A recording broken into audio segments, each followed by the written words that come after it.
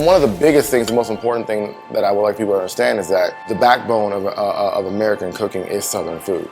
You know, Southern food is American food. When you look back, you know, during the turn of the century, you look at who was doing all the cooking in the kitchen. When I look at that that whole, you know, revolution, that whole cycle, it really is a journey. That's something that I truly appreciate. For me, that journey began a long time. I was always a kid with, you know, with the hand in the pot, in my grandmother's pot, trying to figure out and taste what this was, what's going on with that. Not knowing truly what I was eating or the true names.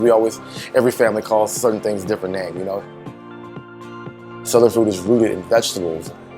When I cook and I develop a menu and I think about those memories, and I always want to add, okay, how has this grown up? How do we make it ours? Phoenix has done a 180, so to speak, you know, in terms of food, in terms of diversity surrounding it. But I see growth. I see small pockets of communities now that have a voice, that are growing, you know, that are getting a bigger voice. I think we're doing something, and I think people are finally kind of opening up and listening to our journey. We cook with purpose, and we educate on what Southern food is and isn't.